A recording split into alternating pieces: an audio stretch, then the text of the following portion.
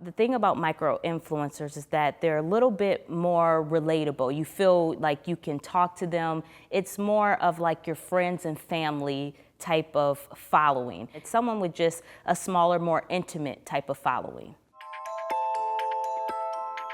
Hey guys, it's Natasha from Forbes, and we've made it to the last episode of this season of The Business of Influence. This episode, we'll be focusing on micro-influencers. It's a term that's thrown around a lot, but what does it actually mean, and is this the future of social media influencers? A micro-influencer, I would assume that's like a small YouTuber or Instagram celebrity. Yeah, it's someone that has like not millions of followers, but say 10,000, and they influence a small group that's connected to them.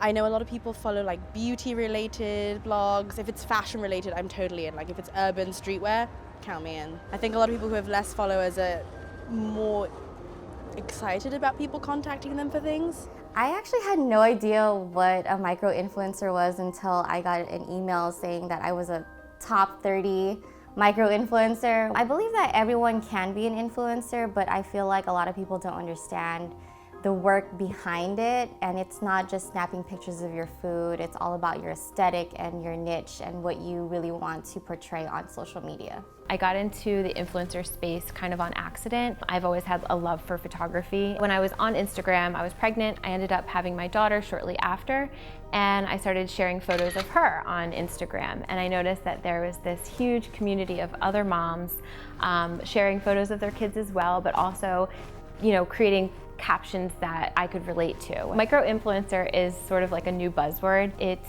anybody from 5,000 followers on a social media platform to 100,000. I would definitely consider myself a micro-influencer. I started blogging about 7 to 8 years ago, and it came out of a need to really market my own products and services. I believe micro-influencers receive more engagement because they come off as more relatable. Sometimes when you have a massive following, though there is nothing wrong with that, your followers can feel like they can't really be in touch with you. When you have a smaller following, more of a niche type of market, people feel like they can relate to you, that you'll reach out to them, and that you can be more of a connected type of community. If you know you want to be an influencer and you're just starting out, I would say it's always better to focus on something. That way people really know when they start following you what you stand for, what your beliefs are, what you like, what you don't like. If you're all over the place, it becomes very hard to follow. However, you do want to be authentic to yourself. I think that's one thing that sets micro-influencers apart from somebody that has 1 million followers, is that I do read all of my messages. I respond the best that I can to everyone. If I'm promoting a product, let's say it's a high chair, and somebody reaches out to me like, hey, do you really like that high chair? I will give them an honest review. If I like it, what I don't like about it. And I feel like if you have an influencer that's, has 1 million followers, they're less likely to respond or have that time to respond. Recently, I've been partnering up with Adidas and Finish Line. You'll see me on various emails for Finish Line, just for Adidas though. I do get the first of everything that Finish Line gets from Adidas. I get to try it out. I do my thing in front of the camera, and then I post it, and then they share it as well on their social channels.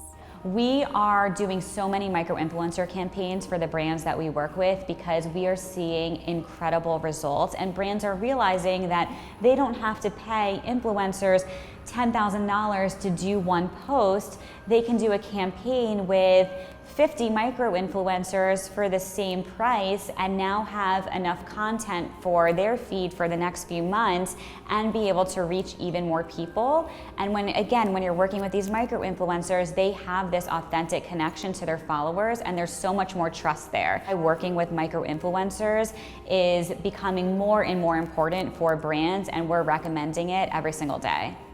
Well guys, that's it for this season. Hope you enjoyed watching, and let us know where you think the future of social media influencers is headed.